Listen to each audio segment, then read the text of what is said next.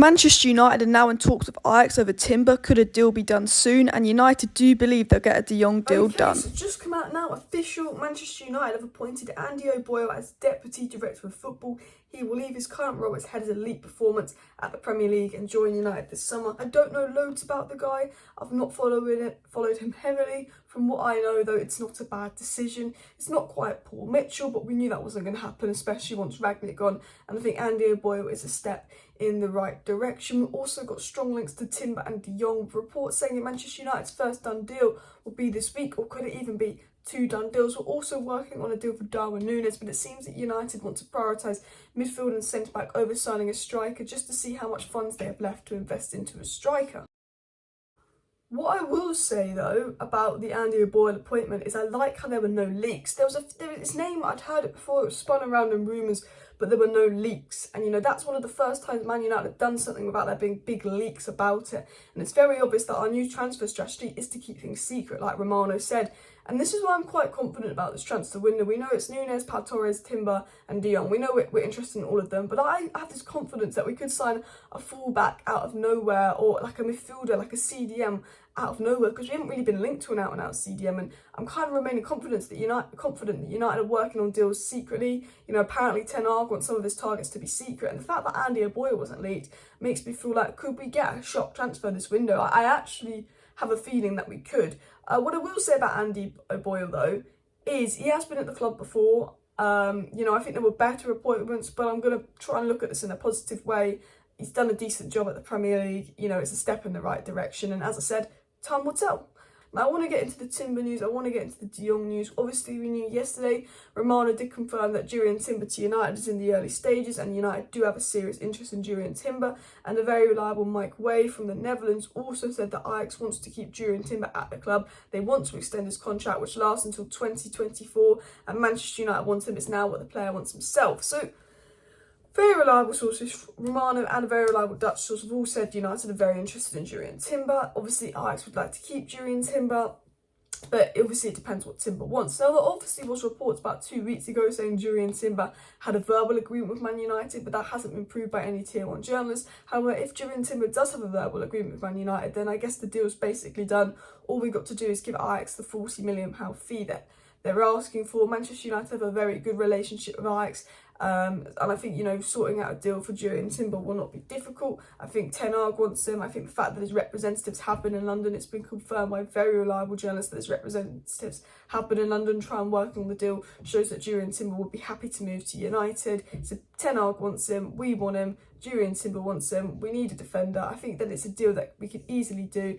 And, apparently it's up to Jurrien Timber and what Jurrien Timber wants. And as far as I'm aware, he probably wants United if his agents are flying out. His agent even put on Instagram, "Oh, getting a deal done time." So I think, obviously Jurrien Timber could choose Bayern, he could choose to stay at Ajax, but I think I'm pretty confident that will happen. The only thing is, it's just down to United. I think Jurrien Timber, if he has agreed to come, which seems to be the case, but we're not 100% sure because it's not been approved by Romano and Ornstein, then it is United have got to sort out a €43 million fee, which is just under £40 million with Ajax to get the deal done. And I've said, look, we have a good relationship with Ajax. I think this could be a quite easy deal to do. I think we could get Here We Go in the coming days. Or, United are going to muck about. And I think time will tell with this. If we don't go for Jurrien Timber, I think it's because we're just being tight and not wanting to spend the money. Or we could get Jurrien Timber wrapped up this week. I think it's probably the easiest deal for us to do due to our relationship with Ajax. And obviously we know from Fabrizio Romano that Man United are working very heavily on deals, but they're keeping it a secret. And, we're just hearing now that we're interested in Timber. His representatives have been to London. We're talking to Ajax. We've had talks with Timber, talks with Ajax. We've had it all. I think right now it is, can we get Timber to agree, and can we pay the money that Ajax want? And we obviously know the fee Ajax want, €43 million. Are we going to pay that? And I think this deal could very much advance in the coming hours or coming days. So definitely keep an eye on it. Of course, if there are any breaking news updates, if there are any big updates, I'll be live to let you guys know. But I feel quite confident Jurrien Timber will be a Man United player unless the board fail, because I think he wants to come. I believe that he wants to come, and we all know that Ten Hag wants to sign him. Reliable sources have confirmed that. Obviously, Paul Hurst did say that Manchester United have opened talks with Ajax over the potential signing of Jurrien Timber, and it's thought the fee could be £43 million. Oh, it is £43 million. I read somewhere €43 million, but also people are saying £43 million as well. And it was also said that Ten Hag's priority is to improve Man United's attacking midfield, but is also aware that we need reinforcements in the defence. We obviously know Ten Hag's priority signing is Frenkie de Jong. Ten Hag's ideal first signing is Frenkie de Jong, but Timber could be that first signing, de Jong could be that first signing, or we could sign them both this week. Now again, with Frenkie de Jong, I think it's a harder deal to do than Jurrien Timber, but I think because of Barcelona's financial situation, it's a deal that Manchester United can do. And even though Frenkie de Jong doesn't want to leave Barcelona, if he's told he's got to leave Barcelona, I think Man United can beat out PSG and buy him for de Jong. Okay, so what has come out on Frenkie de Jong? So it's come out from Sport via Sport Witness that it's Manchester United or nothing for Frenkie de Jong, and United are willing to pay the fee. So again, it is Man United or nothing. It's if Barcelona can find a way to sort out their finances and keep de Jong, he will stay. If they can't, I think we'll get him. I think if he's told he's got to leave, I think he will choose United. I think at first he was reluctant about joining United because of the lack of Champions League football, but I get the impression Ten Hag, with his multiple phone calls to de Jong, has probably been like, you're part of a project, you get to play in the best league in the world for one of the biggest clubs in the world, and maybe convinced him, if you need to leave Barcelona, choose United. And I think the situation is, and I believe this report, that it is, if he can stay at Barcelona, he will stay. He loves Barcelona, he grew up a Barcelona fan, but if he has to leave, I think he could go to Manchester United. They also said that Manchester United believe they will sign Frenkie de Jong, and there's a belief there will be a transfer agreement with Barcelona for 75 million euros. Again, they're saying United believe they can get the deal done. And I've always said this about de Jong, even though there are reports that he won't come because we don't have Champions League football, United is still working on a deal. Just the other day we agreed a fee with Barcelona. We had the Tier 1 Laurie Whitwell confirming we're working on a deal for de Jong. Why would we be working on a deal for de Jong? Why would we be spending all this time working on a deal for de Jong, agreeing a fee with Barcelona if de Jong wasn't going to come? United must be pretty confident that de Jong's going to have to come, because they wouldn't be wasting their time trying to, come to an agreement with Barcelona.